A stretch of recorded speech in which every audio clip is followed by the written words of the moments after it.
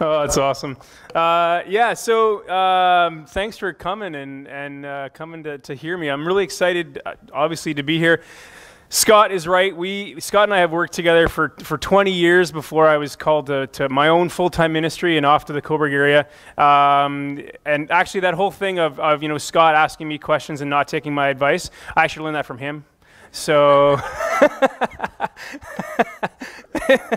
no, we did lots of crazy stuff together, and it's been a blast. And I can remember it's fun to come back here today, and honestly, it's a little bit like going down memory lane, coming early enough to set up, and that was our whole family did that for 14 years as we set up every single morning, involved in worship and the kids area and all sorts of things. Playing on the worship team was just a lot of fun. And I got to say, talking about the whole mentoring thing, I remember when we hired John to come on as a part-time youth or worship guy so that I could do youth stuff. And, he was young and he was learning, and, I kind of mentored him in worship. And I can honestly say, and this is not just something to butter John up or whatever, but I can honestly say that John has far surpassed my ability as a worship leader. And one of the reasons I wanted to play today is because I just wanted to have fun playing with John. So it's been exciting to see the growth that has happened in John. And you guys have an awesome worship leader here at this church. So it's awesome. So yeah, ministry update. Before I go into my message, I just want to quickly kind of give you guys an update on what's happening in our ministry in Northumberland County. So one of the things that we run is a creative arts program, and we run it after school. And so we have two elements to that creative arts program. One of them is a musical theater program, and it's after school, and the other one is a youth concert band program. And it's a really neat program because there are lots of young people in our county, in our area, that don't have the opportunity to be in a band of any kind. Even though that there are music lessons and music classes offered at school, we have lots of kids that just can't be in a program. And there's also lots of kids that want to become better and want to learn more. And so one of our staff, she's a creative arts director, she is a teacher, and she teaches music, and she taught music in high school for years before she joined us. And so she does a great job of running our creative arts program. And one of the really neat things that's kind of come out of some needs that we learned about in talking with youth pastors and other organizations and parents and young people themselves is this need of young people, Christian young people. They don't really know who the other Christian young people are in their school. I don't know if you know this, but in today's culture, it's really quite uncool to talk about your faith in school. When I was a kid, we knew who each other were. We could find pockets and that kind of thing, and we had a Bible group that we could go to every week and things like that. And that's really difficult in today's culture, especially in the province of Ontario. As I talk with YFC people across the country, Ontario there's this pocket and Quebec. You can't bring Jesus into school, and so it's very, very difficult. And the other thing that we found from youth pastors is young people, just because that's so difficult, they don't really know how to share their faith. How do I talk to other young people? How do I talk to my peers about this amazing story of God and Jesus and what it meant to me when I can't talk about stuff in school? It's really difficult. And so we came up with this concept called Faith Out Loud. And so every semester, so we have one in the fall and one in the springtime, we do a big Faith Out Loud event in Northumberland County. And we've done two of them already. We're working on our third one in November. Our first one was last November. We had The Color as a worship band, a Christian band out of Manitoba. They're winning Junos and all sorts of things. It's amazing what they're doing. And they were coming through, and so we brought them in. We had a guest speaker come in to speak specifically to young people about how to share your faith. How do I live my faith out loud? We had 115 young people come to the seminar, and then about 240 come to the concert. And then last March, we just did our second one, and we brought a guest speaker in. His name is Mike Gordon, and he speaks all over the world, and he does about 240 speaking engagements a year, so he's really busy. And it's insane. I follow him on social media. I've gotten to know him a little bit and stuff, and he works with Youth for Christ now. And he literally, just last week, flew from the West Coast and landed at 5:30 in the morning in London, Ontario, and then preached that morning at church. That's his schedule. It's just insane. And there's actually a lot of people that are saying, dude, you got to slow down a little bit. But he's just amazing. So we did that, and we had 150 young people. So we went from 115 to 150 young people. And our third one is coming up this November, and we're expecting 200 people. Like it's amazing the growth that's happening. And we're drawing young people from all over Northumberland County and outside of the county as well. And one of the neat things is that we get to provide a service for young people and pastors in churches, especially those churches that are small enough they don't have a youth group. And there's lots of those in the county. And so they don't get an opportunity to engage in that. And so we give them an opportunity. And so it's just really, really exciting for that. And this one's really fun too, because we're actually tagging it on to a larger weekend that's focused on mental health in the Christian. And so there's churches in our area that are putting on this big weekend. And so we're going to have, we have some guest speakers coming from Northern Ontario who are Christian that work on some reserves, and they work with locals there and that kind of thing. And they do this whole thing around mental health. And, but it's really interesting because mental health and Christianity sometimes don't mix. Right? I don't know if you've noticed that in our culture. Like sometimes you hear like, well, you just need to have more faith, or you just need to, you're not patient enough, or it's just a trial and tribulation. And those could very well be true. But the reality is there's a lot of mental health issues that are affecting Christians, and we need to stop like hiding it. And so we're going to do a weekend about just instructing and teaching Christians and churches what life is like and how we as a Christian respond, how do we as a Christ follower respond to mental health. And so we're going to do that. And so the youth event, the Faith Out Loud event, is part of that. And so we're excited to equip young people again, because they have, some of them have mental health issues. Their friends in school have mental health issues, and they don't know what to do with this. How do I respond? And so we want to equip them. One of the things we did in the spring, which is really exciting, was smart parenting for a smartphone generation. Who has a smartphone? Oh, look, almost every hand went up. Weird. How many? Okay, so for instance, one thing that was interesting is that my kids' generation, so my kids are between the ages of 8 and 16, my kids' generation is the first generation to not know what it's like not to have a personal technological device of some kind. The first generation. When I grew up, I mean, they just came out with home computers when I was in elementary schools, right? And then, of course, you had to find, like, which engineer dad in your neighborhood, because they probably had a computer, but nobody else did, right? And so we don't know. So the challenge then is as parents, we're the first parenting generation to parent through this challenge. And so how do we do that? And so we had a specialist come from Toronto. We partnered with several local social service agencies. We partnered with the Cobourg Police Department as well, with Children's Aid Society. It was a really exciting event, and we had 130 parents and teachers and social workers come to this event, and we just taught about social media and connection to devices and communication and how it affects the young person's brain, which is awesome to do that. Scott talked quickly about our summer day camp. So, and I talked about it in the video too. So we ran this camp. We had one other local nonprofit and 3 churches that all partnered together to run this camp. And we'd never done that before. We just decided, you know what, why don't we do something together, because we can have a bigger impact in the community. And you're also you're compiling all your resources together. And so we had, like I said, 86 young people that came. And at the end of the week, 23 young people made a decision to become a Christ follower for the first time. And that was really exciting for us to see. Obviously, that's kind of what you do it for. We want to teach kids about God and introduce them to Jesus. And it was just really neat to do that. But the side benefit was the impact of partnering with each other.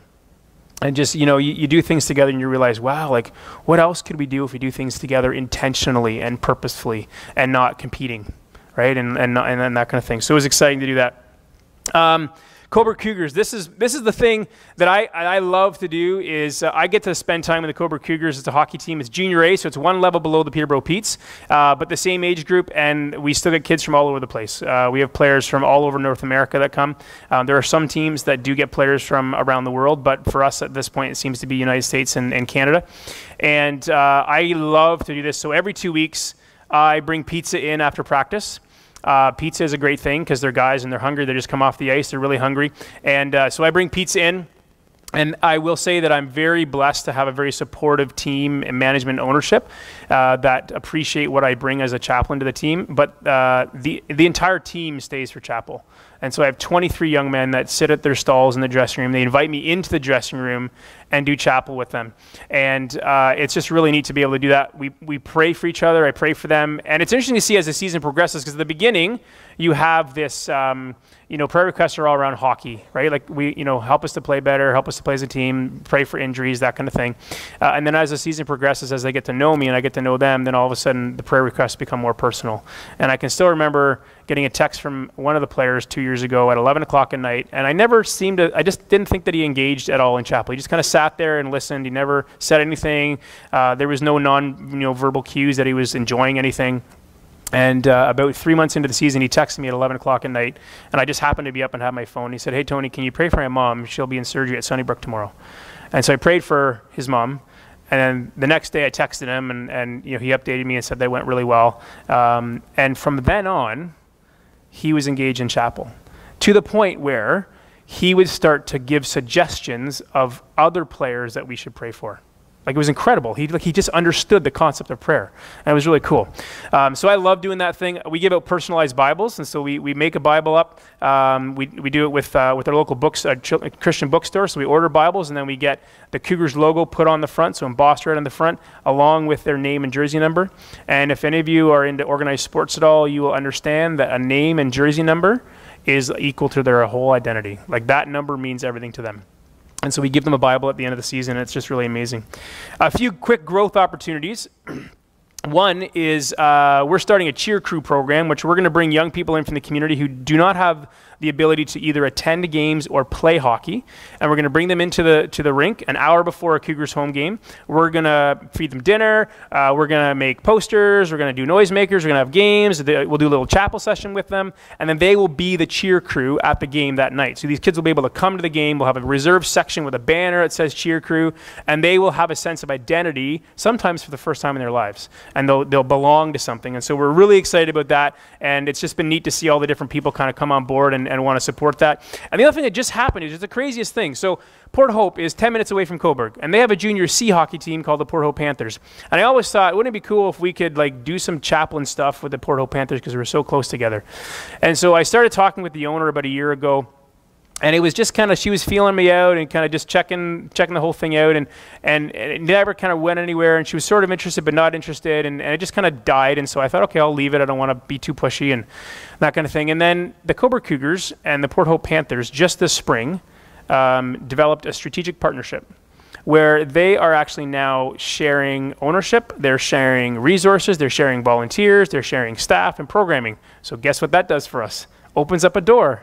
And so all of a sudden now, I'm actually actively looking for someone to fill the role for the Port Hope Panthers and to be the chaplain of the Port Hope Panthers and basically replicate what we do with the Cougars and bring it over to Port Hope.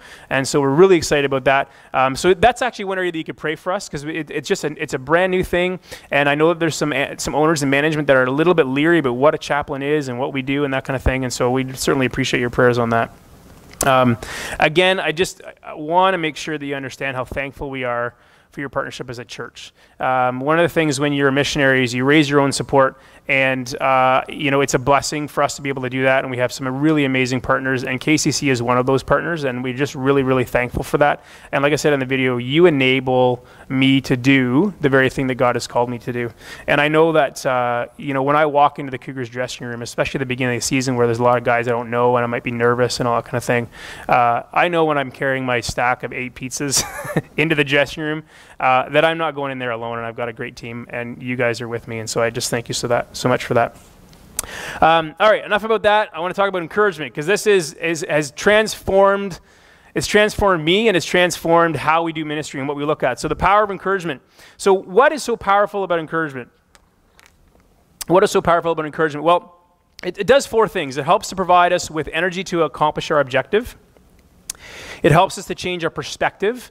And I like this one because I don't know about you, but when I have a problem, I'm a problem solver. I love to fix things. But when I have a problem, I tend to focus on the problem itself and try and figure out what to do about it. And I tend to be kind of tunnel vision, you know that tunnel vision thing? And then I don't see anything around me. But when you're encouraged, it changes your perspective to go from what I call tunnel vision to eagle vision. And so eagles have this incredible ability to soar on the wind currents thousands of feet in the air, and they can see all sorts of things down there. And so they may see something that they need to solve, or maybe there's some prey down there they want to capture, but they can actually look and see how all of everything around them affects that, and they can put a game plan in place. And so when you're encouraged, it pulls you out of your tunnel vision and helps you see the bigger picture. It helps to restore self-confidence, like someone actually believes in me, and it gives us hope, not just for today but also for the future. So when I was in elementary school, I was super short. I mean, I'm still short, obviously. Clearly, I'm still short. But I was really short. So let's throw that picture up. This is me in grade 8. This is... Okay, last time I spoke, there was some Oz. There was no Oz? I was going to pay? All right. Okay, Mike, I'll give you $5. You're first. So this is me in grade 8. Now, it gets a little better, though. This is my graduation class picture. Let's have a look. Can you find me in that? See if you can figure out where I am. Thanks, Scott. So I just want to clarify this picture for you a little bit. So those of you who know Mr. Hendricks, Ray Hendricks on the far right there beside me, you know that he is approximately 5'8". So guess how tall I was graduating and going into high school. It was not good. It was not good at all. So I actually didn't have my first growth spurt until I was in grade 10. So it was just bad. I was so embarrassed. But here's the truth. When I was a kid, I hated being short. I absolutely hated being short. I was teased and called names all the time. I remember, in the back of the van driving home from school, and I'd always save a yogurt cup or a pudding cup for that ride because I was always hungry after 3 o'clock. And I learned very quickly to spit in my yogurt so that the bigger kids wouldn't take it. It actually works. I'm just saying. If you're wondering, it's very successful. Nobody wants your food. And I was fed, so it was good. I was always the last team picked for recess. Like when you're picking teams for stuff, I was always the last one. Okay, track and field meet. Who remembers those track and field meets when you were in elementary school? Who remembers disliking those track and field meets, right? Okay, so that was me. Okay, now I always came home with those great participation ribbons. Thanks for showing up. That was me. Okay, now, but here's the thing. I have a twin sister that you probably may, if you knew me long enough, you knew that I have a twin sister. My twin sister would come home with those stupid first, second, and third ribbons. And I would come home with participation ribbons. Like, how embarrassing is that? Your own twin sister beats you in like triple long jump or like whatever, softball throw, whatever. It was awful. This is my life. So, but one of the things that you may not know about me, some of you know this about me and some of you don't know this about me, but my real name is actually not Tony. My birth name, the one given to me by my parents, is Anthony. And but see, the problem was that my name combined with my lack of height was a perfect fuel for teasing. And so when I was in grade 7 and 8, my classmates, some of the ones that were up there in that previous picture, they started calling me Ant. I know, right? Isn't that terrible? They called me Ant because it was a short form of my name, and I was short, so let's call you Ant. And I hated it, which meant they loved it, which meant they called me that more and more and more. It was awful. So when I went between grade 8 and grade 9, I'm like, enough of this. It's a new school. I can create a new identity. And so I found a name that was similar to Anthony, but couldn't be shortened any worse than Anthony. So I went with Tony. And I remember going to high school, and the roll call in the morning, and the teacher would be like, okay, Anthony Posthumus. I'm like, nope, my name's Tony. And I made sure everyone knew that my name was Tony. And so I did that. But here's the thing that I didn't realize at the time, but I realize now as I'm older, is that I actually tried to change my identity because of what people said to me. Like, I actually tried to change who I was because of the words that were spoken to me. So the words we say have incredible power.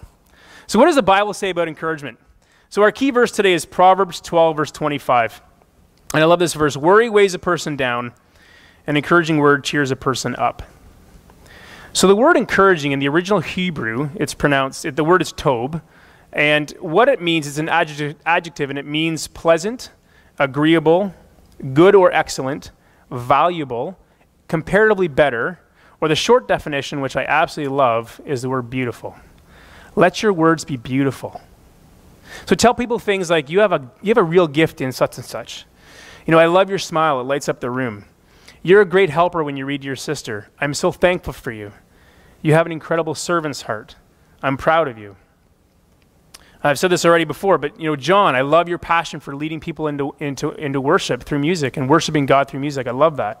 One of the things that I've always appreciated and respected about this church and about Scott and Kristen, about being called to plant this church, is your commitment to bringing Jesus in a real, relevant, and authentic way. I mean, that's one of the things that I learned from Scott was authenticity. That's why the video is so corny, because it was like, well, this is me. Here's my video. It's authentic as I can get. But I just always appreciated about that, you guys. And it makes a difference to people, right? It makes a real difference to people. He said, but beautiful word. We all need to hear beautiful words. The writer of Hebrews, in Hebrews 3, verse 13, he says this, but encourage one another daily, as long as it is called today, so that none of you may be hardened by sin's deceitfulness. The Apostle Paul in 1 Thessalonians 5, verse 11 says this, so encourage each other and build each other up, just as you are already doing. It's kind of interesting because did you notice that he actually encouraged people to continue encouraging? It's kind of sneaky play on words. But, encourage each other just as you were already doing. They were already doing it. It wasn't an instruction. It wasn't a, hey, this is a new thing you should do. He's saying, you know what? I appreciate that you're encouraging. Keep it up, right? Keep on encouraging. So when I was in grade 8, I was obviously short. And I was on the school soccer team. And I don't know if you know this. Maybe you've played sports and you've experienced this yourself. But one of the things that that coaches do is when you're short on a soccer team and you don't have fast legs to run, they put you in net, which actually makes no sense because we have no vertical jump. Like right? So we're getting ready to play this really good team from Bowmanville is another Christian team, and they're all farmers and farmers' kids, so they're big and tough and everything. And so I was absolutely 100% sure I was going to be the best goalie our team had ever seen, our school had ever seen. So we're practicing one time during recess. And this kid in grade 6 is standing off to the side. So just, the net's over here, I'm in the net, and he's standing off to the side. And he keeps on bugging me and teasing me and making fun of me and calling me all these names and that kind of thing. And it got to the point where I had enough. I was angry because I wanted to, we were practicing. This was an important game, and he was just driving me crazy. So I snapped. I totally snapped. So I go over to him, I grab the pole beside me, and I hoist myself up, because of course he was taller than me. So I hoist myself up, and I swung, and I punched him right in the face. Like right in the cheek. I felt awesome. Like for the first time in my life, I was the king of the world, right? Like I was like, woohoo! And so he's like crying and cowering, and I'm kind of snickering, and I felt pretty awesome.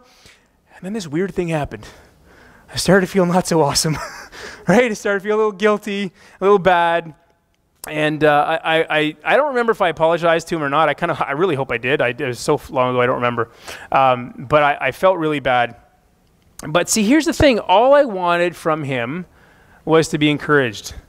I just wanted him to be a cheerleader, not a critic. I needed his words to be beautiful. So what does Jesus say about encouraging others? I mean, your memory verses were perfect because that's exactly what Jesus says about encouraging others. There's one more verse I think I tag onto this, John 13:34 and 35. It says, so now I'm giving you a new commandment. Love each other just as I have loved you. You should love each other. Your love for one another will prove to the world that you are my disciples. So Pastor Rick Warren, he's a pastor in the States in California. He says this about Jesus and encouragement. He says, we all need confidence. When you know that someone believes in you, it brings out your best. And Jesus did this with the Apostle Peter. In Matthew 16, verse 18, Jesus says this to Peter, I tell you that you are a Peter, and on this rock I will build my church, and the gates of Hades will not overcome it. Now when Jesus said that to Peter, this apostle was anything but a rock. He was Mr. Impulsive, Mr. Foot and Mouth. He was always making mistakes and all that kind of stuff. But see, Jesus didn't tell him what he was. He told him what he could be. And that's a significant difference. So he gave Peter confidence to live up to his potential. And if you read the book of Acts, you will actually see the result of that. You will see this bold and courageous Apostle Peter who went around preaching the gospel and telling people about Jesus and healing people all over the place. Thousands of people came to know Christ because of Peter. And in fact, one story in particular, he's facing a jail sentence. And the people, the leaders of the community are saying, look, you need to stop talking about Jesus or else you're going to go to jail. And Peter's response was, I'm going to keep on talking about Jesus. And he keeps on talking about Jesus. So much so that the early Christians around him grew in confidence and they started talking about Jesus. And the church grew. So the church didn't just survive because Peter was this rock. The church grew and thrived because Peter was this rock. And so this is not the same Peter we read about when he was with Jesus, right? But Jesus saw his potential, spoke to his potential, and gave him confidence to live up to that potential. So at Youth Unlimited, there's a tagline that we have is we see the hope and potential in every young person. And what I've learned in working with young people is that, and really just people in general, is you can't have any hope or discover your potential unless someone believes in you. You can't have that unless someone believes in you. So what drives me in my work with young people is helping to make youth matter. I want them to have lasting hope. I want them to discover their full potential. But I want them to know they matter. They actually matter to somebody. So when I was in grade 9, another story, I was still short, right? Growth spurt not till grade 10. I was still short, and I was now on the high school junior soccer team. But there's a difference between my grade 8 experience and my grade 9 experience. This time my coach saw my potential. And we were playing this team, the best team in the league. And I can still remember it. And there's me and another short guy on the team, probably about this high. So me and Mike work together, on the same team, and we're the short ones. And our coach gave us a special assignment. She pulled us aside and said, guys, I want you to do something really special, really important today. You see that player over there? That's the best player on the team. He dominates every single game. I want you guys to stay on him like a mosquito on a horse. And literally, like, we shadowed him all game long. If he went left, we went left. If he went right, we went right. We were like annoying ankle biter toddlers, right? Like, that was us all over him all the time. And he could not dominate the game. He almost got red carded out of the game because he was so frustrated. And it was amazing, because here's the difference. That day, I truly felt like the king of the world, because my coach saw my potential, and she cheered me on and told me to use it. And I used it for the benefit of the team. So again, what does Proverbs 12:25 say? Worry weighs a person down. An encouraging word cheers a person up. So as I mentioned earlier, I get to do this whole thing with the Coburg Cougars, and it's a lot of fun. 3 of my boys and I, we get to go to every home game. That's what part of the thing they do to have for volunteers, is they give volunteers the tickets to go to home games. And so we get to go. And my boys and I, we go to every single game. This is actually when they won the national championship in 2017. That was an amazing season to be connected with these guys. Just awesome. And we go to every game, and we blow horns, we yell, we cheer, we ring bells, we got all sorts of stuff. We make posters, like all this kind of thing, which is actually why we're doing the cheer crew thing. We've kind of learned as we've gone, right? Learn as you go. And I tell the players that I'm proud of them in between periods. And one of the things that my boys do is that they always run to the dressing room in between periods to fist bump the guys, because they love to get the fist bumps, right? And to fist bump the guys and encourage them. And we encourage them when they lose. Like, they fail, but we still cheer. And there was one game in particular that we lost badly, 7-2, against a team that we should have killed. Like, we should have won easily, and they destroyed us at home. It was really embarrassing for the guys. They felt really dejected. And so, like I said, usually within 2 minutes left in the period, the boys are running to get ready for fist bumps. But this time, they didn't want to. And so I asked them why, and they said, Dad, the guys are going to be pretty upset. I don't think that they're going to be in the mood for fist bumps. And so I said, but boys, this is the perfect opportunity. This is the perfect time to encourage. When they're down, that's when they need encouragement the most. And so they walked down to the dressing room, and they got ready, and they gave the players fist bumps as they came off the ice. The interesting thing though, is my boys were right. Most of them weren't in the mood. In fact, some of them just passed my boys without extending their arm. Like, they weren't in the mood. But my boys showed them something really important. Regardless of your performance, we still support you.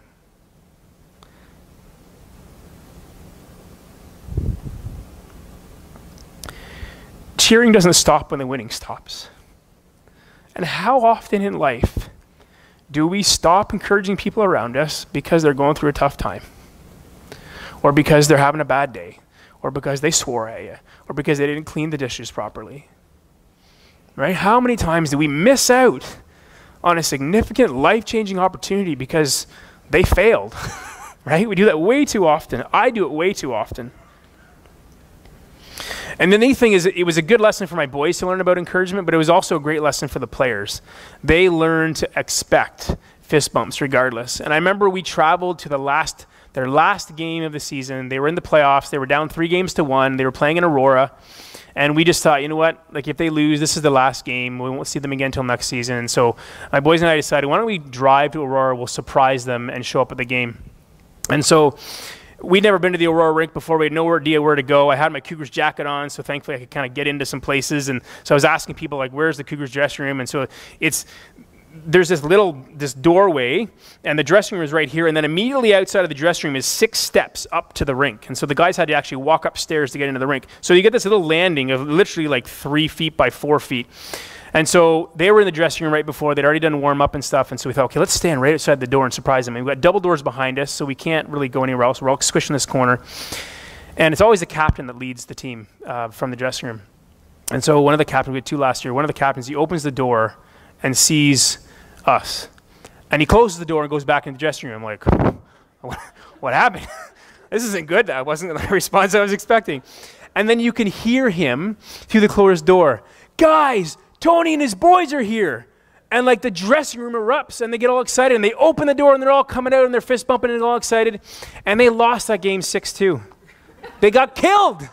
like our encouragement didn't actually work. But they lost, and it was the end of the season. But you know what's interesting is that when they came off the ice, they fist bumped every single one of those players, fist bumped our kids. And every single one of them said, thanks for supporting us all season long. And they lost, right?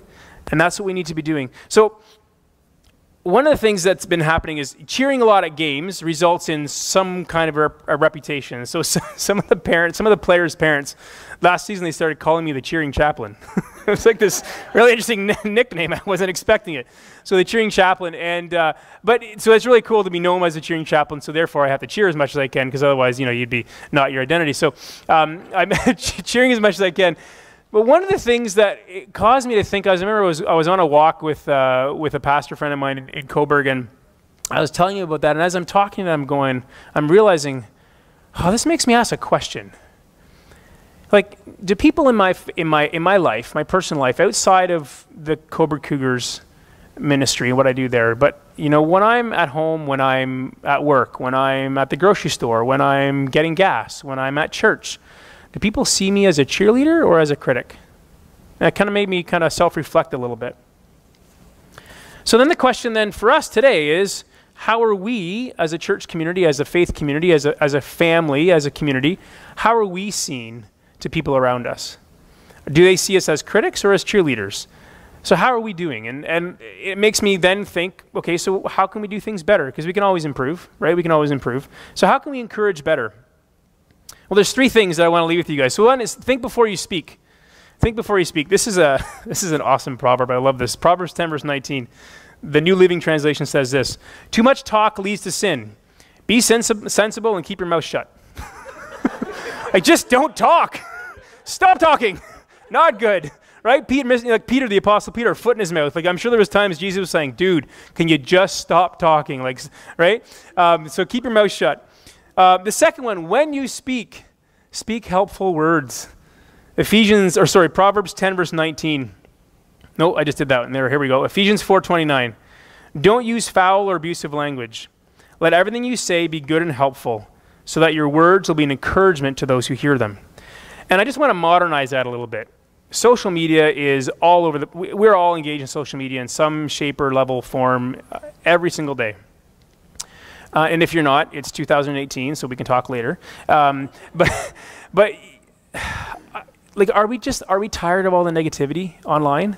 Like, good night, it's everywhere. I don't even have to look for it. It just shows up, right? And so when I look at this scripture, to modernize it, can I just encourage you that when you type something on your computer or on your phone online, make it encouraging, make it positive. Don't join in with all the negativity. I know there's lots of things, news stories that people comment on, and they complain about things. They complain about politics, complain about the weather, complain about all sorts of things online.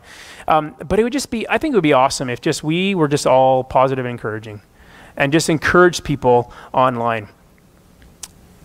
One of the things that I can remember that made a pretty big impact on me is years ago when Scott and I first started working together. I was like 19 and younger and much better looking. Scott is now older and sort of better looking. But we were at another church, and we were running a Saturday service. And I remember I was in college, and I just had a lot of just personal stuff going on, I think it was just like growing up kind of thing, right? And I was just having a really difficult time. And all of a sudden, out of the blue, the church leadership decided they wanted to change the clothing that we needed to wear. They wanted us to wear something a bit more, like, less casual. So we had to wear slacks and a button collar down shirt, which back then it was like, what? I don't even have those. And I remember Scott telling me, I don't know if you remember the story, but I remember him telling me in the parking lot outside of his car, change about the stupidest thing happened. I just broke down and cried because I had all this other emotional, personal crap going on in my life, and I don't know, that was like the straw that broke the camel's back, and I just started crying. And I can remember Scott saying to me, "Get in my car. We're going to Mark's Worker House. I'm buying you an outfit." And that made a huge impact on me. I can still remember those words and how just all of a sudden I felt like, we talked about those 4 things that happen when you're encouraged. All of a sudden I felt like I was equipped to be able to lead worship in this service. I was like, okay, you know what? I can do this. I can actually do this. And it made a huge difference to me. The third thing, when you look at someone smile a lot, Proverbs 15 verse 30 says this: a cheerful look brings joy to the heart. A genuine smile can make someone's day. Now, when I first met Teresa, the first thing that I noticed about Teresa was her face. Her smile lit up the room. And I don't know if you know this about Teresa, if you've talked to her, you know this. But when you talk with Teresa, like, she looks at you with her eyes and she pays attention to you. And you just know that you are something special and that you matter. Anthony J. D'Angelo, he has this quote.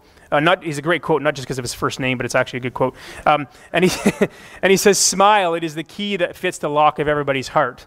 And I can safely say that Teresa unlocked my heart. Just saying. That was good. So another quote, which is awesome. An unknown guy, it's this quote I found online, says, "If you see someone without a smile, give them one of yours." Right? It kind of reminds me of McDonald's. Remember, we used to have that thing, like, you can get a McHappy meal with a free smile. And so I remember that. And then Dave Overholt, during one of my recent leadership courses, Dave Overholt's a pastor from Hamilton, and he was teaching on how to share your faith. And he challenged us to be 10% more friendly. And I remember taking that back and going, what does that look like? How do I be 10% more friendly? And I kind of wonder, for us as a faith community, as a group of Christ followers, what would our community look like if every single one of us was 10% more friendly all the time? 10%, that's it. I'm not talking about changing your entire life about how you interact with people. I'm not talking about going way out of your way and way out of your comfort zone. We're just talking 10%, just 10% more friendly. And so, I think about what are the ways that we are friendly and how do we increase that by 10%? So things like, this might be shocking to you, but smile. Say please and thank you. Open doors for people. Give someone else your parking spot, especially at Christmas time. Shocking, but it is. You can do that. Offer to cut your neighbor's grass or shovel their driveway, depending on which season you are. And because I'm just saying, if you offer to your neighbor now to shovel their snow, it just doesn't have the same effect. One of the many lessons I learned from Scott, and I learned lots from Scott, but one of the things I learned from Scott was to do this at the grocery store. When you're at the checkout, it's very normal to say, how's it going? And then, the response we expect is fine or okay or good. And that's the end of the conversation. And we're kind of, culturally trained to have that conversation. And so I remember Scott challenging this years to do this, and I've been trying it a little bit more lately. But ask the cashier how their shift is going. Whoa, right? Ask the cashier how their shift is going. And you ask that question, and I guarantee you that 90% of the time, you're going to get a meaningful answer. Like, they're going to actually share with you how their shift is going. And then all of a sudden, you've got this opportunity to encourage. Because I don't know about you, but if you've worked at a grocery store, you know what it's like. But most of the time when you ask the cashier how the shift is going, honestly, a lot of the time is they can't wait till their shift is done. Right? They're talking about, like, I went to the grocery store the other day, and I asked this girl, I'm cashing, I said, how's your shift going? She said, oh, it's great. I'm done in 6 hours. What? That's not good. Like, you just started, right? Like, this is bad. And so we talked about, how, is it busy? Sometimes it helps if it's busy and it keeps your shift goes quicker and things like that. I had a really interesting experience just yesterday. I was at Shoppers Drug Mart and I was buying something, and the cashier actually asked me, which is new, but it happens, and you've probably experienced this too. The cashier asked me, "Do you have a points card?"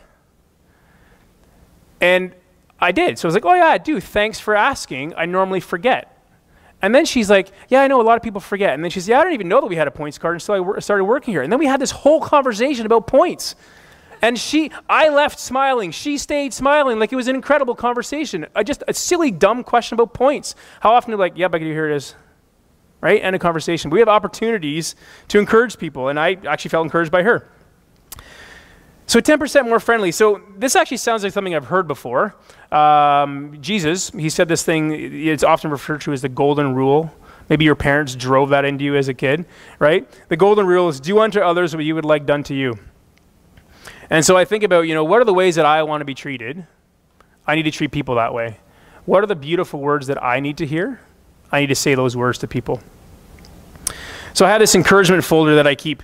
Both kinds, because you got to do that now. I have paper and electronic, and they all go into this one folder. And it doesn't matter where I get it from, whether it's friends, family, coworkers, our board of directors, Teresa, my kids. Doesn't matter where it comes from. Scott. There's a lot from him, actually. I keep them all in a folder.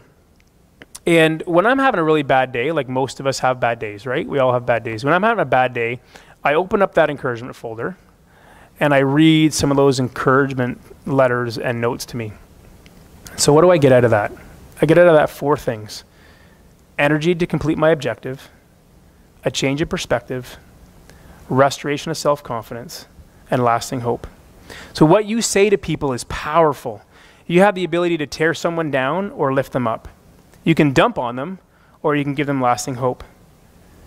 Proverbs 10 verse 21 says, the words of the godly encourage many. So I want to challenge you today, as you engage in meaningful relationships with those around you, be not a critic, but a cheerleader. So as you wrap up, I want to leave you with one scripture from the Apostle Paul. And I actually forgot my Bible at home, so I have to use my app. I know, it's crazy. Here it is. Okay, 2 Corinthians 13 verse 11. So he just wrote 2 letters to the church in Corinth, and he ends both letters with this. He says, dear brothers and sisters, I close my letter with these words: be joyful, grow to maturity, encourage each other, live in harmony and peace. Then the God of love and peace will be with you.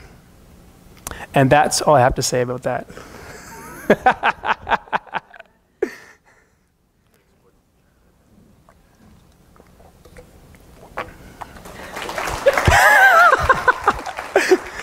It's very impactful, I can tell.